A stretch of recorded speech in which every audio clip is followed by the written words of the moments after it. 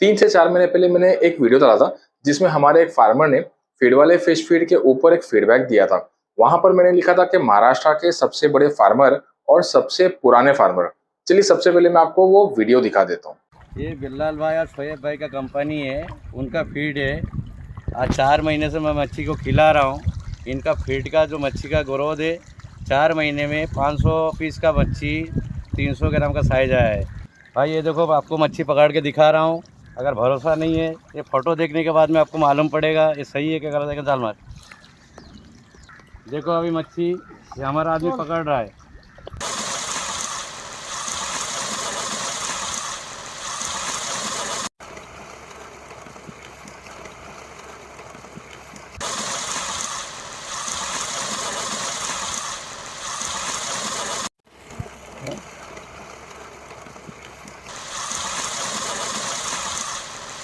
इसके बाद अभी 3 से 4 महीने जब हो गए, उस वीडियो के बाद मैंने एक और वीडियो डाला जिसमें मैंने फीड वाले फिश फीड का ग्रोथ आपको दिखाया था, जिसमें अभी क्योंकि इनकी मछलियां जो है वो 1-1 किलो के आसपास हो गई है।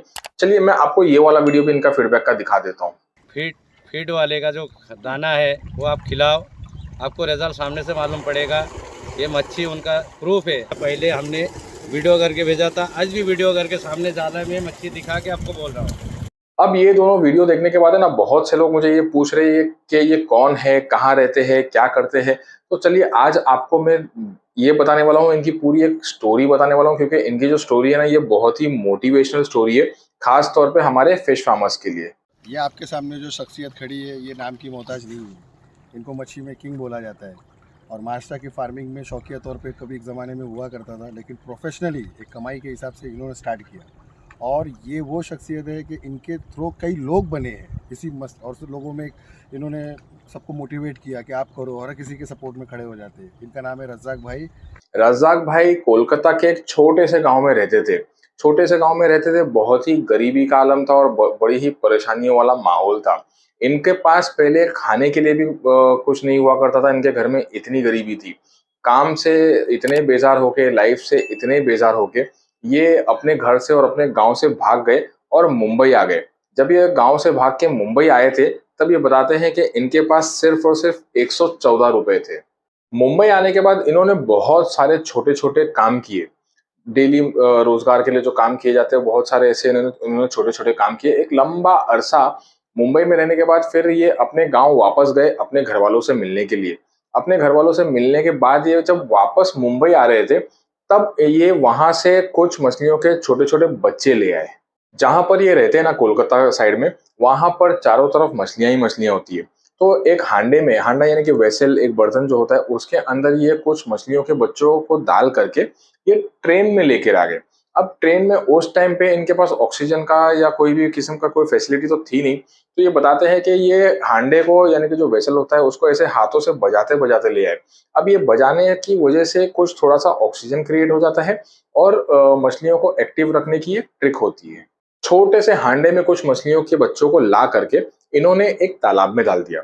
अब वो तालाब भी इनका खुद का नहीं था। जहाँ पर ये काम किया करते थे ना, वहीं पास में एक तालाब था, उन्होंने उसी तालाब में उसको डाल दिया। अपना काम करते रहते और मछलियों को थोड़ा बहुत खाना खिला दिया करते। एक दिन इन्होंने देखा कि मछलियाँ बहुत बड़ी हो गई है। जब मछलियाँ बड़ी हो गई तो इन्होंने उसको बेच दिया। बेच करके इनको बहुत अच्छे पैसे मिल गए और पैसों के साथ-साथ इनको एक बहुत अच्छी लाइन मिल गई मछलियों की। अब इन्होंने सोचा कि यही बिजनेस करूंगा। मछलियों की एक बहुत अच्छी लाइन मिल गई इनको, पर इनके पास ना पैसे थे और ना जमीन थी। तो ये सबसे बात करने लगे कि जमीन चाहिए, जगह चाहिए, तालाब चाहिए। ये सबको बोलने लगे। एक दिन इनको एक बंदा मिला, उसके पास तालाब तो नहीं थे, पर उसने ये बताया कि उसके पास पनवेल में एक जगह है, बड़ी सी जमीन पड़ी है जो किसी काम नहीं आ रही। तो उसने बताया कि आप चाहो तो उस जमीन पे आप तालाब बना करके कर सकते हो। बस फिर क्या था, इनको एक अच्छा सपोर्ट मिल गया। इन्होंने वहाँ पर तालाब बना दिया और उसमें मछलियाँ पालने लगे। इन्होंने धीरे-धीरे अपने काम को इतना आगे बढ़ा दिया कि इनका नाम बहुत ऊपर आ गया और इनका बिज़नेस बहुत अच्छा हो गया। 2007 में जब मैंने फर्स्ट टाइम मछली पालन स्टार्ट किया था, मैं तब किसी को नहीं जानता था, बहुत कम लोगों को जानता था। तब इनका नाम सबसे ऊपर आता था कि रज़ाक भाई फिश फार्मिंग में किंग है। और आज भी रज़ाक भाई मछलियों के कारोबार में किंग कहलाते हैं। इनका रोज का 5 से 10 टन का सेलिंग है। ये मछलियाँ भी पालते हैं, ये ट्रेडर भी है, इनके कटिंग सेंटर्स भी है। ये खुद की मछलियाँ पालने के अलावा दूसरों की मछलियाँ भी लेकर के बेचते हैं। इनका कारोबार मछली की लाइन में बहुत अच्छा है। इनके पास कहीं पे 25 एकड़ के तालाब है, तो कहीं पे 15 एकड़ के, कहीं पे 10 एकड़ के, कहीं पे 16 एकड़ के। ऐसे अलग-अलग बहुत सी जगहों पे इनके बहुत सारे तालाब है। इनके कम से कम लगभग 100 से 150 के बीच में इनके टोटल तालाब है और हमेशा इनके तालाब बनाने की जो प्रोसीजर्स होते हैं वो हर जगह कहीं न कहीं 2-3 तालाब इनके बढ़ते रहते हैं, बनाना चालू ही रहता है। और इसके अलावा इनको जो भी ज़मीन अच्छी लगती है ना, जहाँ पर अच्छा पानी हो, अच्छी ज़मीन हो, नदी हो, इनको ऐसा लगता है कि ये ज़मीन मछली पालन के लिए अच्छी है, तो ये उस ज़मीन को ले लेते हैं। उसको भाड़े पे ले लेते हैं, भले वो वहाँ पर फार्मिंग करे या ना करे, उसको भाड़े पे लेके सालों-साल उसके भाड़े भरते रहते हैं, पर इनको जो ज़मीन अच्छी लगती है, इनकी ये खासियत है कि वो उस ज़मीन को फ़ौरन ले लेते हैं। इन्होंने ना कोलकाता में एक हैचरी भी बना ली ताकि इनकी फार्मिंग के लिए मछलियों के बच्चे इन्हें कहीं और से खरीदना ना पड़े।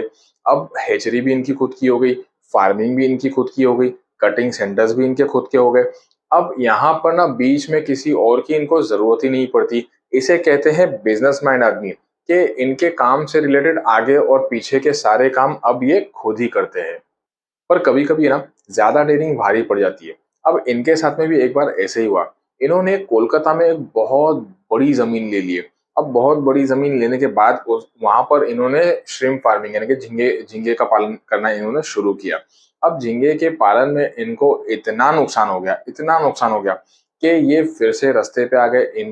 इनको इतनी परेशानी हो गई, इनके कर्ज़े हो गए, बहुत ज़्यादा नुकसान हो गया और ये फिर से परेशानी में आ गए।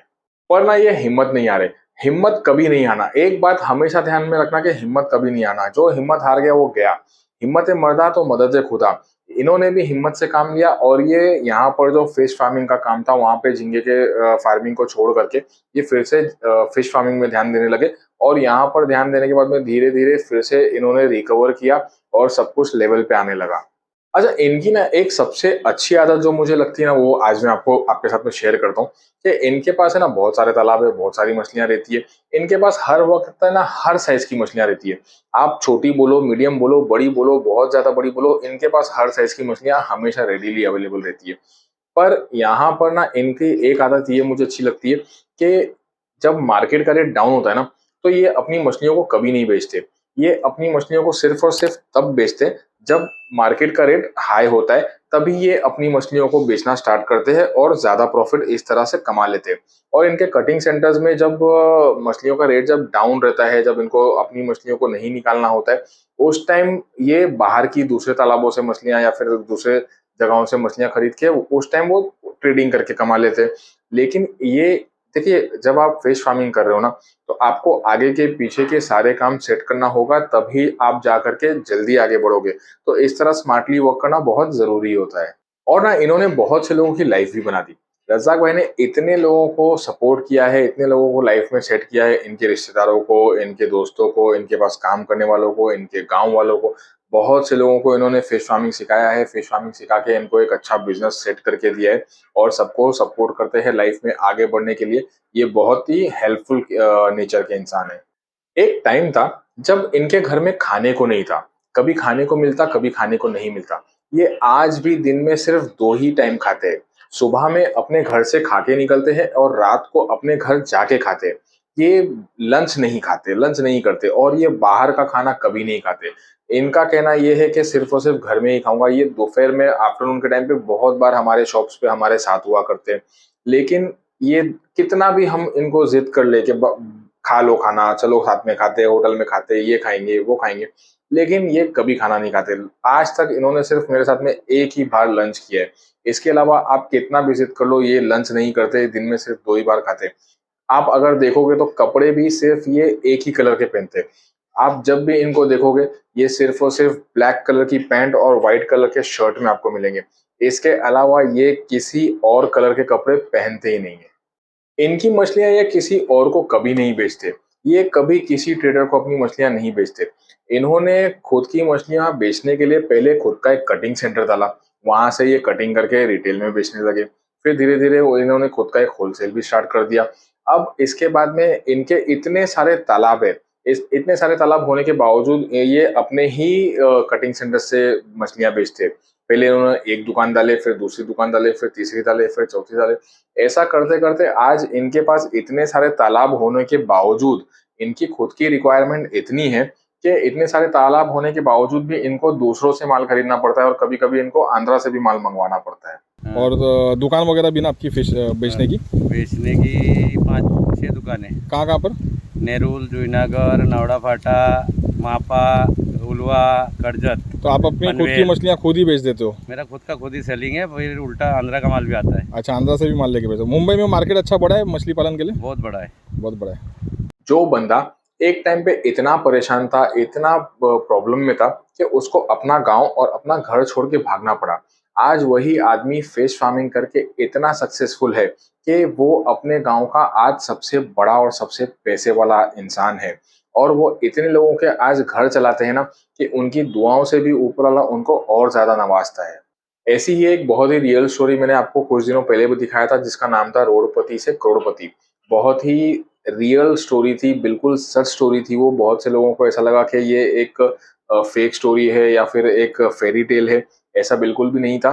ये जो मैंने स्टोरी बताया था करोड़पति से करोड़पति, ये बिल्कुल रियल स्टोरी है।